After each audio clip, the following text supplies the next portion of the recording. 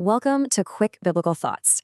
Today, we're going to lean into a really powerful and honestly a kind of strange idea that sits right at the heart of the Christian faith, the idea that death can actually bring life. So let's start with where this whole concept comes from.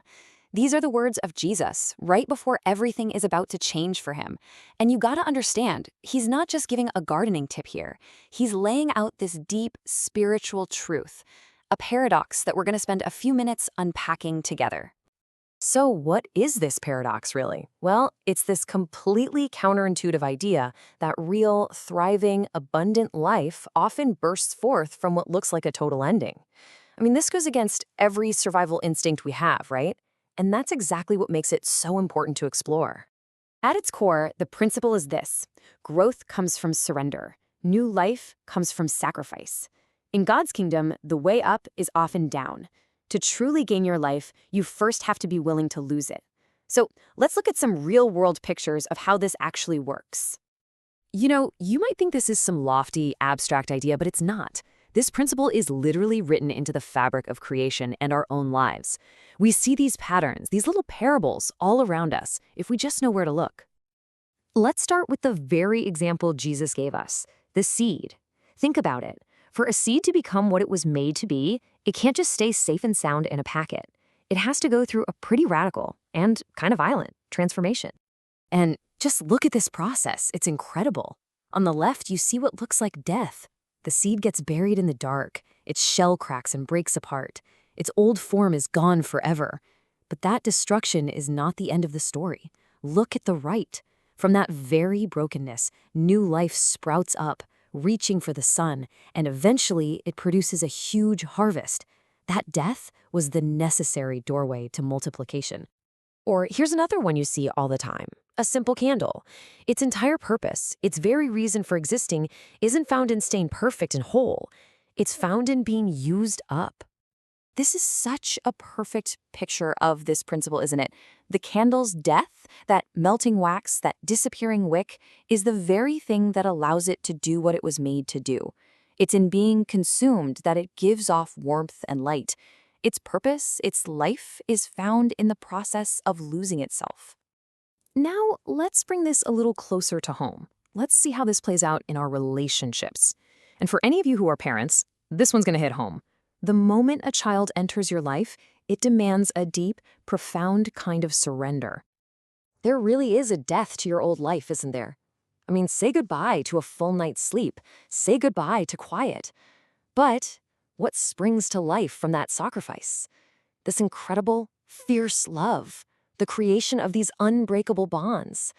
A whole new family is born from the surrender of your old self. And this doesn't just apply to big life events. It works on the inside too, in the day-to-day of our relationships. We all know how damaging pride can be. Well, to build real connection with people, something inside of us has to die: our ego. Every single time you find the courage to say, "I'm sorry," or "You were right, I was wrong," your pride takes a hit. It's a small death to your ego, and it can feel painful. But what's the result? Trust gets rebuilt. Relationships go deeper, healing happens, new life flows right into that connection, all because pride was willing to die. Okay, now this one can be really tough. Sometimes a plan we had, a dream we've held on to for years, it just doesn't happen. It falls apart. And that feels like a devastating loss. It's a real death, and it's okay to grieve it. But what if, according to this divine principle, the death of our plan could make room for a new kind of purpose? The idea here is that the soil of our expired dreams can become the most fertile ground for something even richer to grow, a calling with a significance we never could have planned for ourselves. So all of these analogies, the seed, the candle, the parent, our ego, our dreams, they're all like little echoes, little signposts, pointing toward one ultimate reality. The single greatest and most powerful example of this entire principle. And that's the story of Jesus himself. His death on the cross, it looked like the end, but it wasn't. It was the seed.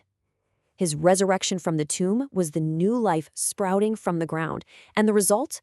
Abundant, eternal life for anyone and everyone who believes. His one death produced a harvest of hope that has been growing for 2,000 years. So what does all this mean for you and me, right here, right now? Well, it means this isn't just an old story or a neat idea, it's an invitation. It's a framework for our own growth. It's an invitation to ask, what kind of harvest is waiting to grow in my own life? And that brings us to the most important question of all, the one we have to sit with.